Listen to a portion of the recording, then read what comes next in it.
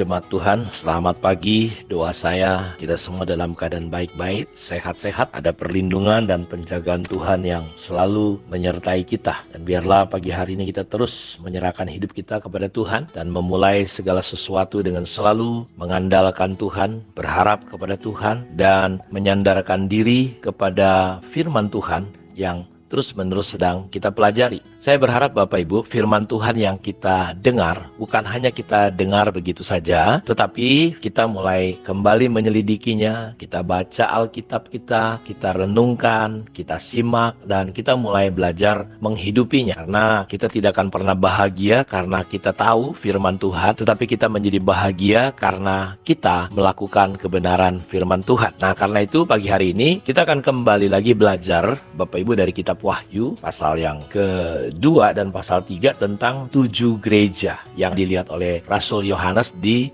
Asia Kecil. Tentang gereja-gereja ini, dari sini saya berharap kita bisa belajar dari apa yang Yohanes lihat dari ke-7 jemaat atau gereja ini. Ada beberapa hal yang kalau saudara memperhatikan membaca dari ke-7 jemaat ini, ada hal yang saya lihat mirip dan sama. Khususnya yang pertama kita akan belajar ketika Tuhan berfirman. Yohanes melihat, dia menggunakan kata, tuliskanlah kepada jemaat di Efesus, di Smyrna, di Pergamus, di Tiatira, di Sardis, di Philadelphia, dan juga kepada jemaat di Laodikia. Dan katanya itu selalu dia menggunakan kata, tuliskanlah kepada malaikat jemaat. Jadi surat ini, kata-kata ini ditujukan kepada ke-7 malaikat dari ke-7 jemaat, the seven angel of the seven churches. Nah, kalau saudara perhatikan, ini sama semua. Nah, kita mau belajar dari apa yang dimaksud Rasul Yohanes. Di sini dikatakan, dia berkata, dan rahasia ke-7 bintang yang telah kau lihat pada tangan kananku. Wahyu 1 ayat 20. Ke-7 bintang itu adalah diterjemahkan dengan bahasa angeloi, angelo, ya. Diterjemahkan di sini dengan kata malaikat dari ke-7 jemaat. Jadi kata malaikat menggunakan kata angelo.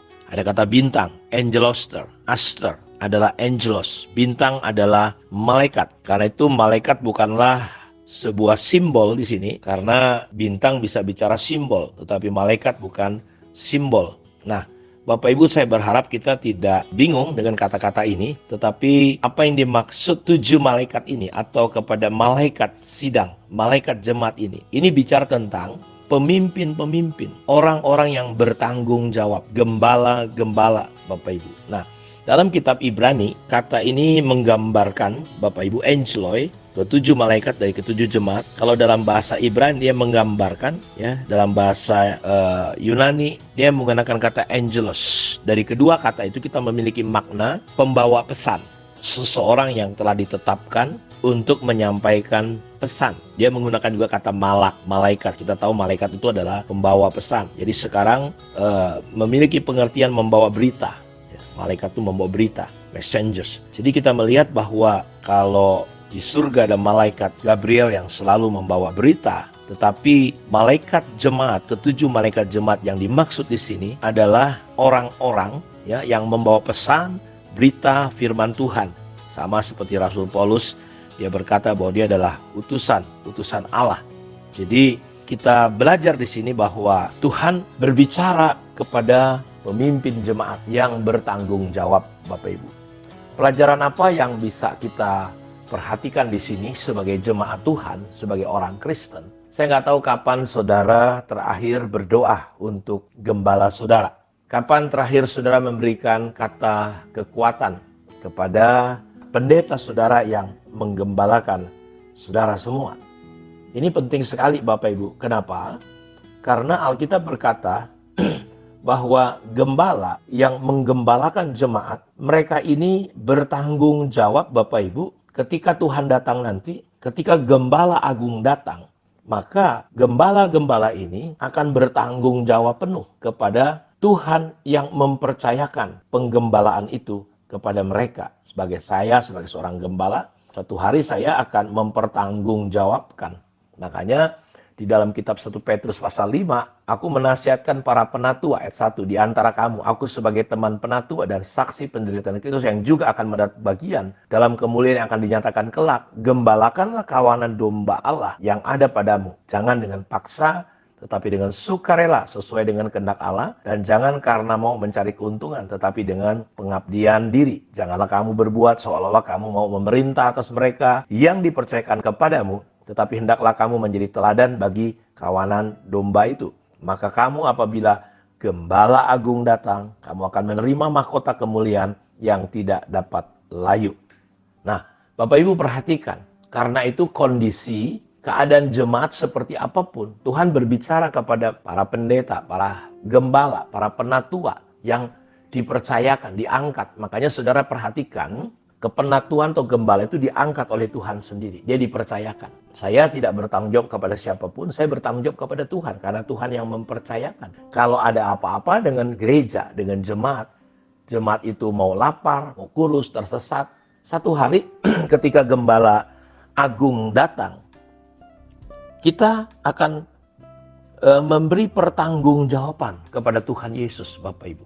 Karenanya kalau sudah perhatikan bahwa ketujuh malaikat ini bukan cerita tentang malaikat seperti Gabriel, tetapi karena dia membawa berita, karena orang benar yang menyampaikan firman Tuhan itu diumpamakan seperti bintang. Orang-orang bijaksana yang membawa orang-orang kepada Tuhan diumpamakan seperti bintang. Nah, karena itu Bapak Ibu, saya mau mengajak kita mendoakan.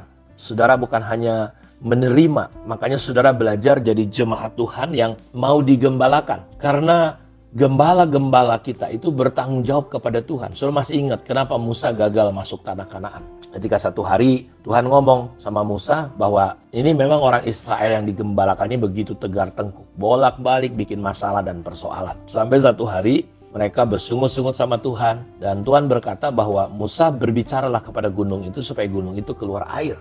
Tapi Musa saking sudah marah, Bapak Ibu, dia berkata, hei orang-orang durhaka. Dia pukul, saudara tahu, gunung itu keluar tetap air. Tapi di situ Alkitab berkata, hei Musa, engkau melanggar kekudusanku. Dan Bapak Ibu tahu, gara-gara itu Musa gagal masuk tanah Kanaan. Dia hanya dibawa ke atas untuk melihat, padahal sudah tinggal sedikit lagi masuk. Tapi dia dicegah.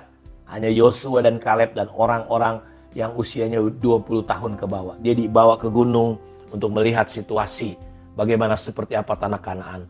Saya baca di situ bagaimana Tuhan, Musa coba membujuk Tuhan supaya diizinkan untuk bisa memasuki tanah Kanaan, tetapi tidak bisa, Bapak Ibu. Nah, kita melihat tanggung jawab yang besar yang sama sebenarnya kepada gembala-gembala. Makanya saudara jangan berpikir gembala-gembala itu mudah. Dia harus bertanggung jawab, ya. Kalau saudara perhatikan, surat itu ditujukan kepada malaikat jemaat. Karenanya lewat renungan pagi hari ini, belajar dari gereja-gereja yang di kitab Wahyu ini, saya mau ngajak semua jemaat Tuhan, ya, dimanapun saudara berjemaat, dimanapun saudara bergereja, saya mau ajak saudara bahwa pendeta saudara, gembala saudara, bertanggung jawab menggembalakan saudara. Sebenarnya dalam penggembalaan, saya baca dalam kitab Mazmur, Bapak Ibu, kalau kita tidak mau digembalakan Tuhan lewat gembala-gembala yang Tuhan tunjuk, Bapak Ibu, maut bisa menggembalakan kita. Karena itu saya berdoa lewat renungan pagi hari ini, karena singkat sekali waktunya, saya berharap Bapak Ibu mengajak kita untuk kita mendoakan gembala kita, ya. Kapan terakhir saudara berdoa? Kapan saudara memberi kekuatan? Karena intinya bahwa dia harus bertanggung jawab. Karenanya Tuhan berfirman, beritahu, katakan kepada malaikat jemaat. Jadi mereka disebut malaikat jemaat. Nanti kita akan belajar lebih jauh pada hari-hari selanjutnya. Kiranya Tuhan Yesus memberkati renungan kita pada pagi hari ini. Shalom.